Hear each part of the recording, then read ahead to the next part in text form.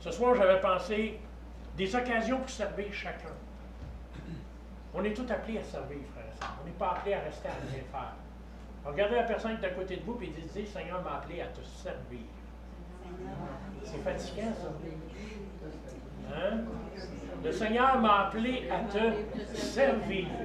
Vous savez, souvent, on prend le téléphone. Bonjour, Pasteur Richard, comment puis-je vous servir? Parce que c'est ça.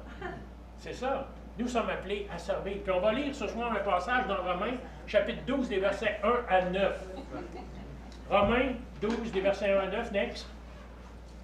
Ça dit, « Je vous exhorte donc, frères, par les compassions de Dieu, à offrir vos corps comme un sacrifice vivant, saint, agréable à Dieu, ce qui sera de votre part un culte raisonnable. » Ça dit, « Ne vous conformez pas au siècle présent, mais soyez transformés par le renouvellement de l'intelligence, afin que vous discerniez quelle est la volonté de Dieu, ce qui est bon, agréable et parfait. » Verset 3, il est important parce que par la grâce qui m'a été donnée, je dis à chacun de vous de ne pas avoir de lui-même une trop haute opinion, mais de revêtir des sentiments modestes, selon la mesure de foi que Dieu a départie à chacun. Next. Car comme nous avons plusieurs membres dans un seul corps, et que tous les membres n'ont pas la même fonction, ainsi nous qui sommes plusieurs, nous formons un seul corps en Christ, et nous sommes tous membres les uns des autres. Regardez quelqu'un à côté de vous et dites, il y a un petit peu de moi dans toi. Il y a un petit peu de moi dans toi. Ah, il y a un petit peu de moi dans toi. Spirituellement, frère et sœur, on fait partie du corps. Il y a un petit peu de nous autres là-dedans. Puisque nous avons des dons différents selon la grâce qui nous a été accordée, que celui qui a le don de la prophétie l'exerce selon l'analogie de la foi. Next. Que celui qui est appelé au ministère s'attache à son ministère, que celui qui enseigne s'attache à son enseignement. Et celui qui exhorte à l'exhortation, que celui qui donne le fasse avec libéralité, que celui qui préside le fasse avec zèle, que celui qui pratique la miséricorde le fasse avec joie. Ça dit que la charité soit sans hypocrisie. On parle de amour ici. Le mot charité, on peut le remplacer par le mot amour. Soit sans hypocrisie. Ayez le mal en horreur. Attachez-vous fortement au bien. Courbons la tête. Éternel, te remercions de tes bontés, de ta grâce. Merci, Seigneur, de l'œuvre que tu as accomplie à chacun de nous. Père, nous te remercions ce soir, Seigneur. Te demandons que le Saint-Esprit puisse nous éclairer, qu'il puisse nous donner cette révélation qui produit, frère, Père, en chacun de nous, un fruit nouveau. Et Père, que nous ne soyons pas oisifs, mais au contraire, que nous soyons renouvelés, régénérés, animés de l'Esprit, afin de comprendre ce qui est bon et raisonnable. Père, c'est dans le nom de Jésus que je prie pour ta gloire. Amen. Gloire à Dieu. Paul était un disciple de Christ, doué et très intelligent. Amen. Paul va dire dans la parole, je peux parler autant avec quelqu'un qui n'a pas d'éducation ou d'instruction, comme je peux parler avec les érudits de ce monde, les gens les plus intelligents, les docteurs de la loi. Ils pouvaient se fondre avec l'un et se fondre avec l'autre. Il n'y a pas de demi-mesure, frères et sœurs. Il y a seulement des enfants de Dieu. Amen. Amen. Je ne suis pas plus grand que vous, vous n'êtes pas plus grand que moi. Il y a seulement des dons différents, des ministères différents. Bien sûr, je suis responsable par rapport au ministère que j'exerce. Mais ça ne fait pas de moi quelqu'un qui est plus haut que vous aux yeux de Dieu. Au contraire, nous sommes tous frères et nous sommes tous égaux. Ce passage, frères et sœurs, nous montre qu'il enseignait aux croyants les fondements spirituels et les pratiques qu'ils devaient observer pour être acceptés dans le royaume des cieux. Nous devons fonder nos vies sur la parole de Dieu. Et c'est important d'apprendre les principes du royaume. Aujourd'hui, je vois des gens qui marchent dans le Seigneur et ils marchent n'importe comment. Aucun principe, aucun précepte. La parole de Dieu, c'est un livre, ça. C'est ce qu'ils vont vous répondre. Tout est inscrit à travers la parole de Dieu pour nous conduire, nous diriger, nous enseigner, nous emmener. Cette parole-là, frères et sœurs, la Bible nous déclare qu'elle est bonne pour enseigner, reprendre, corriger, pour donner l'instruction qui est nécessaire. On ne marche pas n'importe comment. On marche selon les principes de la parole. On marche selon l'enseignement que Dieu nous donne. Le verset 3 ne néglige aucun aspect quant à ce que nous devons faire. Frères et sœurs, c'est important. Lorsqu'on lit, un jour j'ai lu un sondage, puis ça disait qu'il avait donné un texte à une dizaine de personnes, pas un texte bien long. Puis il avait demandé, faites-nous un résumé du texte que vous veniez de lire. Et sur les 10 personnes, il y en avait au moins 7 qui n'avaient pas été capables de résumer le texte qu'ils venaient de lire. Bref, nous lisons, mais nous ne comprenons pas ce que nous lisons. Nous ne prenons pas le temps de regarder, d'assimiler, de comprendre ce qui est écrit. Quand tu lis un texte, tu devrais forcément, normalement, venir et être capable d'apporter une réflexion sur ce que tu viens de lire. Il y a des gens qui lisent la parole pour lire la parole. La parole doit être lue dans un aspect, frères et sœurs, où elle veut révéler un message. Et ce message-là doit nous interpeller. On doit le comprendre. On doit assimiler ce que ce message-là. Et c'est le Saint-Esprit qui nous parle à travers ce message-là. Sommes-nous de ceux qui lisent « Ah, pasteur, avez-vous remarqué un enfant? Va lire ta Bible. » Ah, il va aller. Là, il lit sa Bible. As-tu compris ce que tu viens de lire? Ah non, il l'a juste lu. On va le faire au plus vite, là. Puis après ça, on va pouvoir aller jouer. On va pouvoir aller faire d'autres choses. Ce n'est pas l'attitude avec laquelle on doit s'approcher de Dieu, frères et sœurs. Au contraire, soyons respectueux par rapport à ce que cette parole qui nous est donnée est l'instruction pour nous faire avancer. Seigneur, à travers ce passage, à travers ce qu'on vient de lire, qu'est-ce que tu veux que je comprenne? Saint-Esprit, éclaire-moi à travers ce passage-là pour que je puisse vraiment comprendre la parole qui est mentionnée. On ne lit pas pour lire. On ne lit pas pour le plaisir de la lecture. Si vous voulez lire pour lire, lisez je ne sais pas quoi. Mais la parole de Dieu, elle doit être lue avec respect. Elle doit être lue en sachant qu'il y a un message qui nous est adressé. Souvent, je vois les gens qui lisent la parole de Dieu, ils la lisent au niveau des autres. On doit arrêter de faire les choses au niveau des autres. Faisons les choses à notre niveau. Dans le sens que c'est un livre qui nous est donné, c'est un testament qui nous est donné, une parole qui nous est donnée d'une façon personnelle. Elle nous est adressée à chacun de nous d'une façon personnelle. Qu'est-ce que je peux en tirer? Saint-Esprit, qu'est-ce que tu veux m'enseigner dans cette parole-là? Oh Seigneur, je veux tout connaître ta parole. Je vais pouvoir toute la répéter à Daniel et dire ce que je veux qu'il fasse. Vous savez, des fois, on est comme ça. On cherche les bébites. On cherche même des fois à s'approuver. Ou trouver des raisons qui vont justifier nos façons de faire.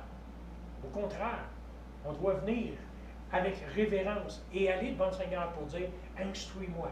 Seigneur, si j'ai besoin d'être corrigé, corrige-moi. Si j'ai besoin d'être relevé, fortifie-moi. » Et c'est à travers cela qu'on voit, frères et sœurs, la gloire de Dieu se manifester. Ce sont des instructions pour toute personne vivant dans une communauté qui est chrétienne. Dieu ne nous a pas appelés à vivre indifférents des autres, à l'écart des autres. Mais nous sommes tous appelés à vivre en communauté, à vivre ensemble, attachés. La parole nous parle que nous sommes différents. Dans le texte qu'on vient de lire, ça nous dit que nous sommes tous différents. Mais nous faisons partie du corps. Nul de vous peut dire ce matin que la jambe ne fait pas partie du corps. Avez-vous déjà essayé? Pensez-y. Coupez tous les orteils. Vous allez voir qu'il n'y a pas grand équilibre. Puis aussi insignifiant qu'un orteil, frère et sœur, ça peut paraître à nos yeux, c'est important. Comme toi, un orteil pour le fun, je te garantis que tout le corps va réagir. On est tous attachés les uns aux autres. Et l'instruction doit être, frères et sœurs, pour toute personne qui vit au sein du corps. Nous sommes tous des membres étroitement liés au corps de Christ.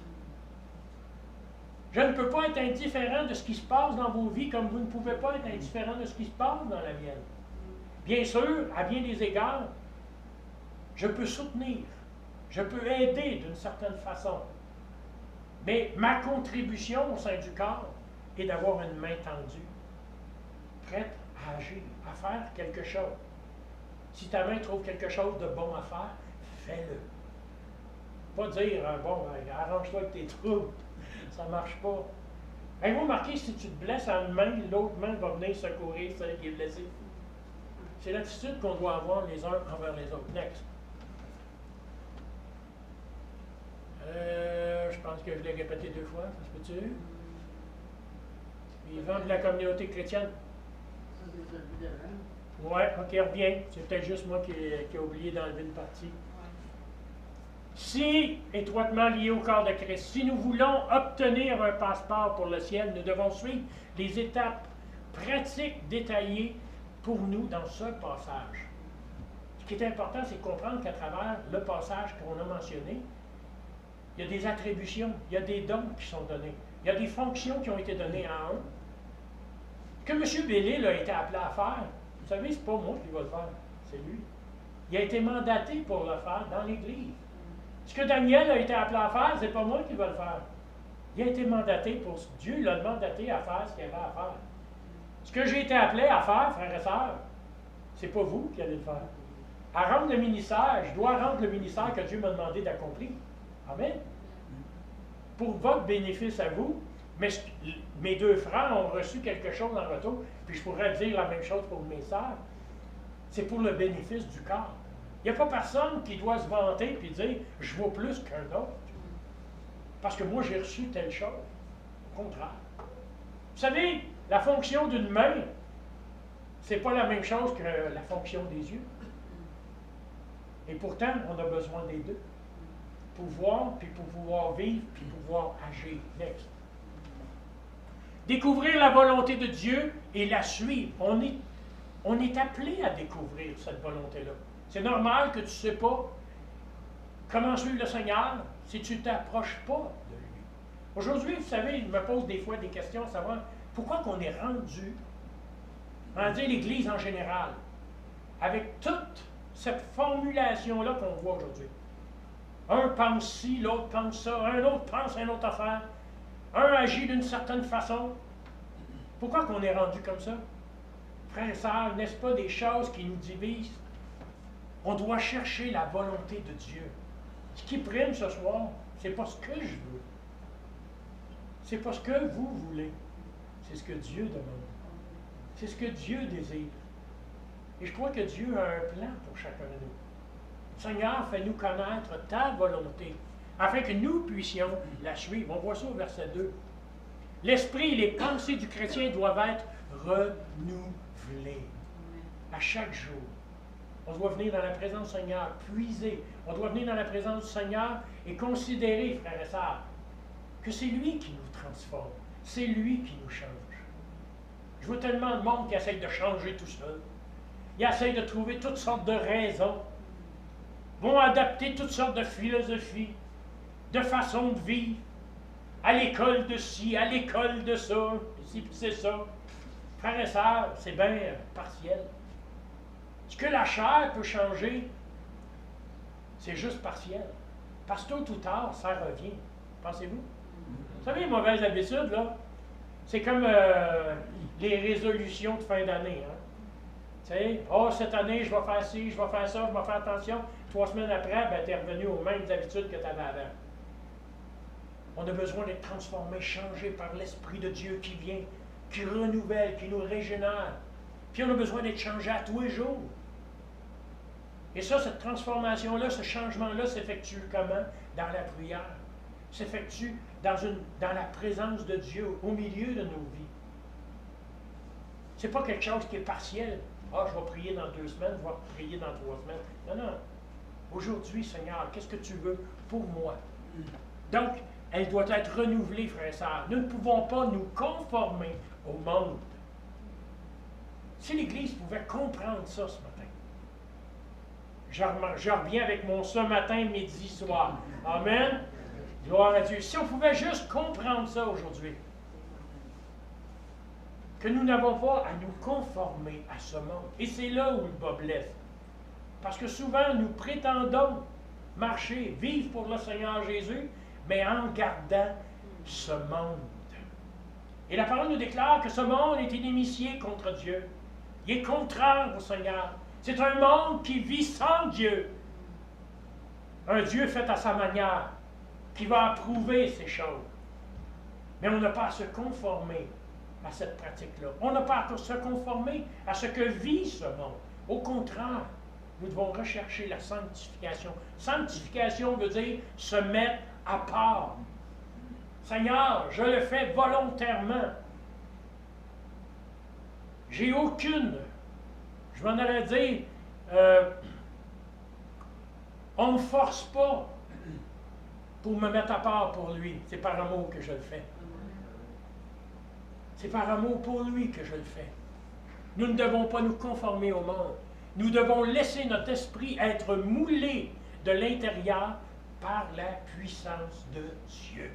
Amen. Quand bien même que ton corps faiblit, ça dit que ton esprit grandit. Amen. Amen. Le reste, frères et sœurs, c'est de la chair.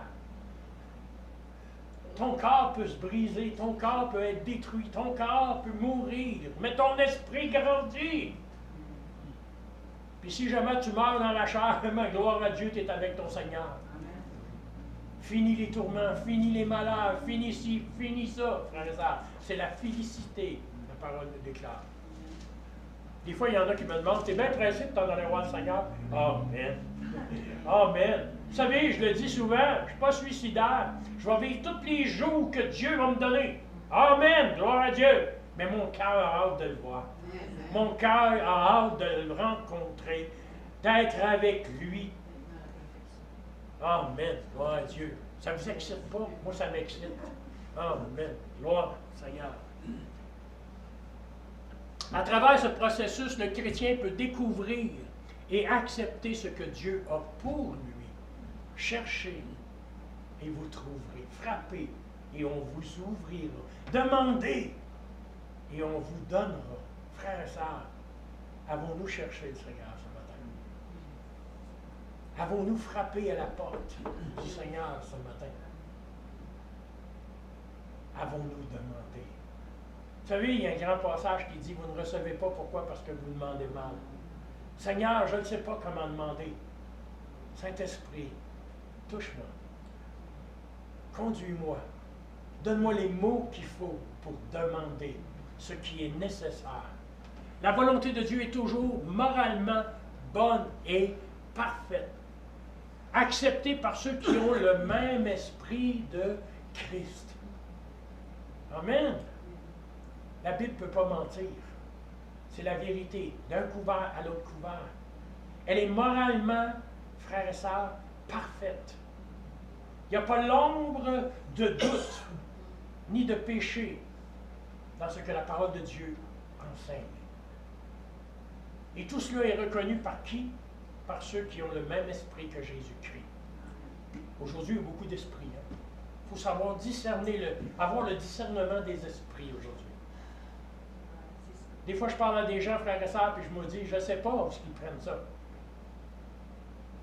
Ils vont chercher des affaires, là. Ah, mon Dieu, ça vient de où, ça, là?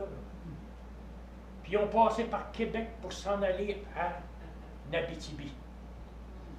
Ils sont perdus. Complètement perdus, mais ils arrivent à vous convaincre, à essayer de vous convaincre qu'ils ont la vérité. Frères et sœurs, on a besoin, moralement, bonne et parfaite. Il n'y a pas de tromperie dans le Seigneur. Je l'ai dit ce matin et je le répète devant vous ce soir. La parole de Dieu est vérité. Elle était vérité et elle sera vérité. Habiller un mensonge de ce que vous voulez, d'une belle philosophie. Essayez d'y mettre les plus beaux artifices pour faire justifier à vos yeux. Mais ça va toujours rester un mensonge. Sur quoi sommes-nous fondés ce soir? Une vérité qui émane de Dieu ou une tromperie? Vous savez, la tromperie, c'est l'adage bien des fois des religieux. Ils prennent la parole pour venir et justifier ce qu'ils veulent justifier. Ou ce qu'ils veulent pratiquer, ou ce qu'ils ne veulent pas laisser. Mais la vérité nous expose, frères et sœurs, à placer nos cœurs devant le Seigneur. Les chrétiens doivent devenir le reflet de Jésus-Christ. Amen. Est-ce que les gens voient le Seigneur à travers vos vies? S'ils voient le monde et ils voient que vous n'êtes pas différents, frères et sœurs, c'est parce que le Seigneur ne brille pas fort. C'est parce que le Seigneur ne brille pas fort. Qu'est-ce que les gens voient à travers nos vies? Est-ce qu'ils savent que vous êtes chrétiens? Est-ce qu'ils le savent? Et s'ils le savent, est-ce qu'ils peuvent le voir? Ça, c'est une chose. Vous savez, aujourd'hui, si vous allez aux États-Unis, ça paraît bien.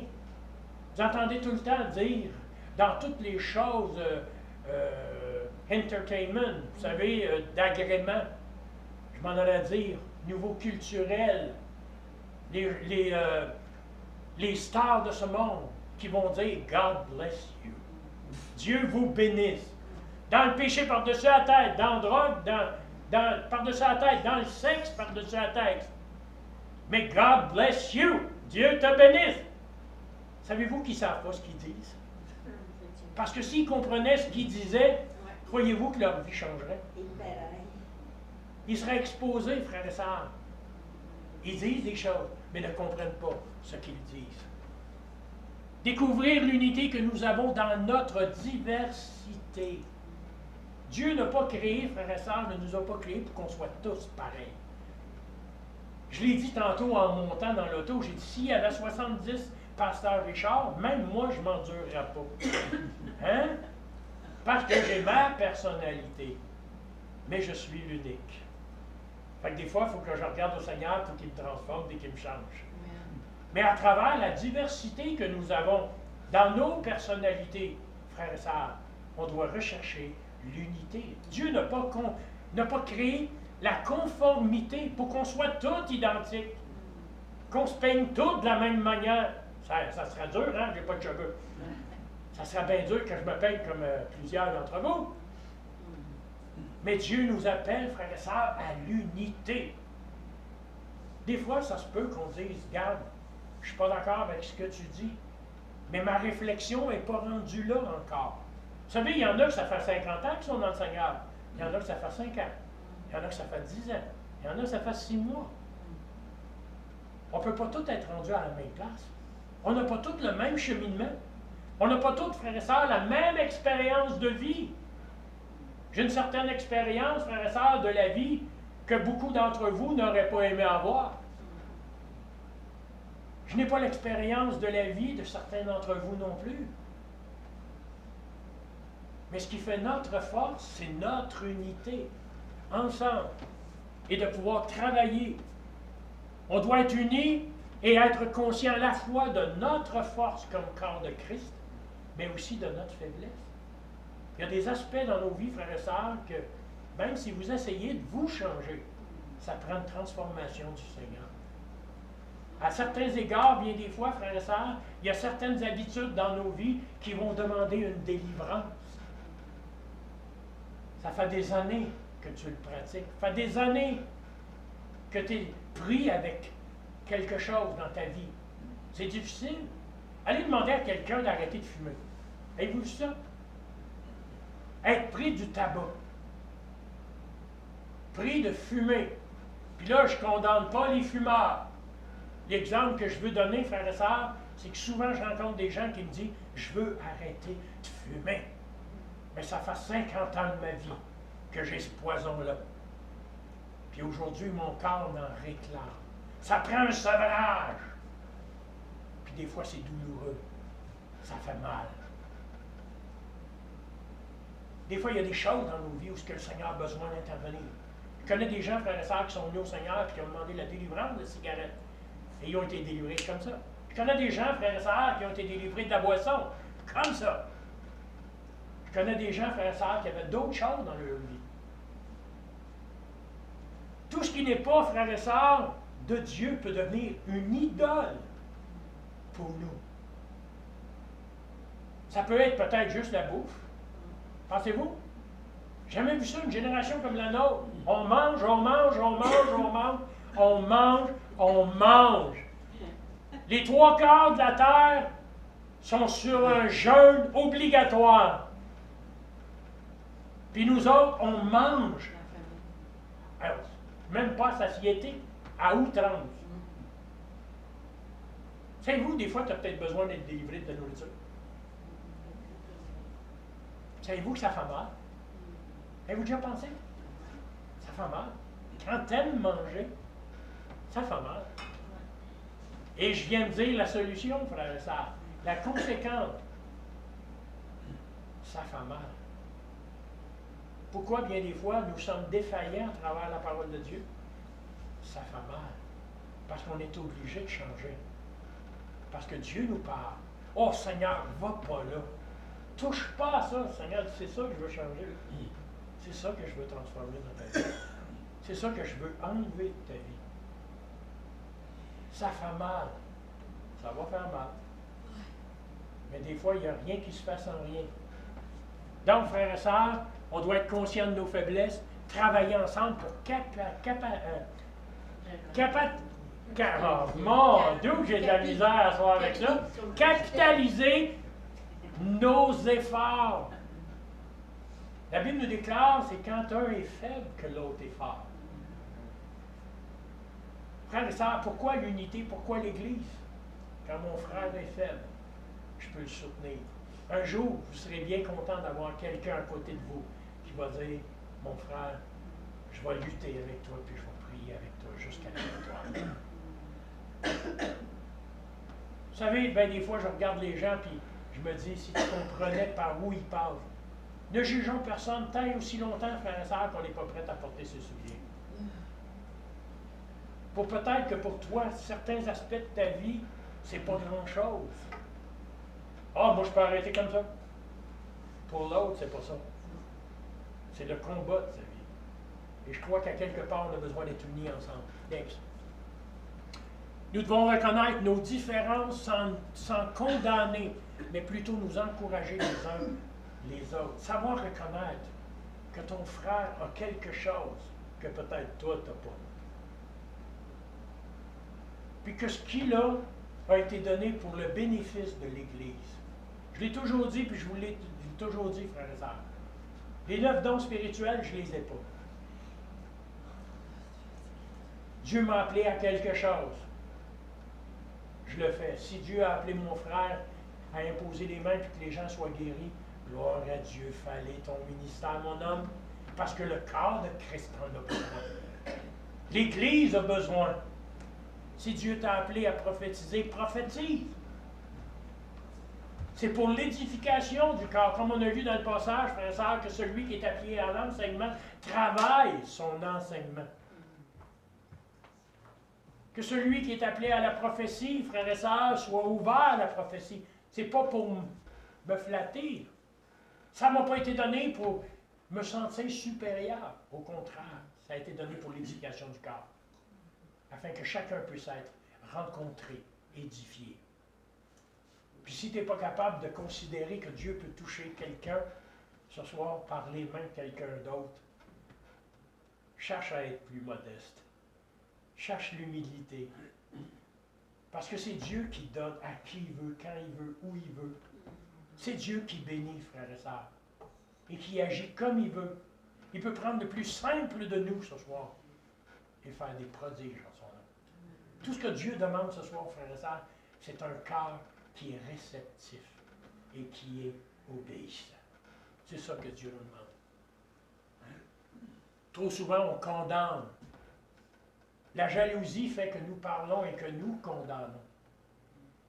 Au contraire, bénissons le Seigneur. Merci Seigneur pour l'œuvre qui se fait dans l'Église. Merci Seigneur pour le frère que tu as placé à côté de nous autres, pour pouvoir continuer, persévérer, marcher, pour le travail qu'il accomplit au milieu de tes enfants. Ainsi là où l'un est faible, l'autre offre sa force et vice-versa, et cela au moment opportun. Je crois qu'il y a des dons spécifiques à chacun de nous. Mais je crois qu'à certains moments donnés, frères et sœurs, Dieu répond aux besoins qui est dans la salle. Et Dieu peut se servir de qui il veut pour rencontrer ce besoin-là. Ça ne prend pas un diplôme. Un diplôme donné, frères et sœurs. Guérison divine en 12 leçons. Non, c'est pas de même que ça marche. Il y en a juste un qui révèle, qui donne, qui manifeste sa puissance. Puis c'est le Seigneur Jésus. À travers qui? À travers celui qui désire recevoir et être obéissant pour lui. Dieu cherche un canal, c'est tout. Next. Nous devons découvrir, le troisième point, nous devons découvrir nos différents dons spirituels, versets 3 à 8, dans ce qu'on vient de lire. Chaque personne a différents dons selon la grâce qui lui a été accordée. Amen. C'est important de savoir ce que Dieu nous a donné. Puis pour ça, il faut le chercher. Seigneur, révèle, Seigneur, le don que tu m'as donné, que tu as mis en place pour moi, afin que je puisse bénir qui? L'Assemblée. Bénir l'Église. Puis, je vais vous dire une chose, ce qui est encore plus important, Seigneur, montre-moi la sagesse, comment l'utiliser. Oh, pasteur, tasse-toi de là, le Seigneur vient de me révéler. Mais c'est pas de même que ça marche. Je pense que l'Esprit de Dieu convainc les enfants de Dieu. Amen. Si tu es appelé à un don, il va le dire à tous les autres. Puis ça va se faire dans l'ordre. C'est pas tasse-toi, moi je l'ai, toi tu ne l'as pas. Non, non, non, non, non, non, non, tu n'as pas compris. Ça va juste se faire tout seul, dans l'Église, frères et sœurs, en harmonie, en paix. Le Seigneur va manifester sa grâce. Chaque personne a différents dons selon la grâce qui lui a été accordée. Les dons spirituels doivent être utilisés pour l'édification de l'Église, mais jamais à des fins égoïstes. C'est bien mieux de rester assis. Si ton cœur est dans le but d'aller chercher une vaine gloire personnelle, reste donc assis. C'est pour l'édification de l'Église. Personne de nous a reçu quelque chose pour son bien-être propre. Si j'ai reçu un don aujourd'hui, frères et sœurs, c'est pour le manifester dans le corps de Christ. Puis pour le bien-être des enfants de Dieu. C'est pour ça que Dieu a donné des dons. Si tu joues de la musique, tu ne joues pas de la musique pour toi tout seul. Pour toi tout seul. Tu ne joues pas de la musique pour toi tout seul. Oh, regardez-moi, je m'édifie. Non, non. C'est ceux qui sont dans la salle qui doivent être édifiés. Ça peut te faire bien du bien, oui, c'est correct. Mais la première personne qui doit être touchée, c'est celle qui est dans la salle. Ta première fonction, c'est de voir l'Esprit de Dieu descendre au milieu du peuple. Si tu chantes et tu as une belle voix, c'est pas pour toi que tu l'as. C'est pour édifier le corps de Christ. Puis c'est de même qu'il faut comprendre les choses. Il y en a tellement aujourd'hui, frères et sœurs, que c'est devenu l'orgueil sur deux pattes. Oh, j'ai reçu ci, j'ai reçu ça. Frères et sœurs, Dieu peut agir au milieu de son assemblée, n'est-ce pas? Ça me fait tellement drôle, moi, de voir des gens qui s'affichent. Tu sais, le style populaire. Pasteur un tel. Accourez, venez. Venez, venez, venez, venez. Combien savent que Dieu peut travailler dans l'Église? Dieu peut faire son œuvre dans l'Église. Il peut nous rencontrer dans l'Église. J'ai rien contre ces gens-là. Mais des fois, je me pose la question à savoir qui est glorifié à travers ça. L'homme ou le Seigneur? Amen. Next. En conclusion, ce qu'on peut en tirer, c'est que les exigences et les pratiques de la communauté chrétienne entière sont que chaque personne découvre ses dons et utilise en communion les uns avec les autres pour le bien et l'expansion du royaume des cieux.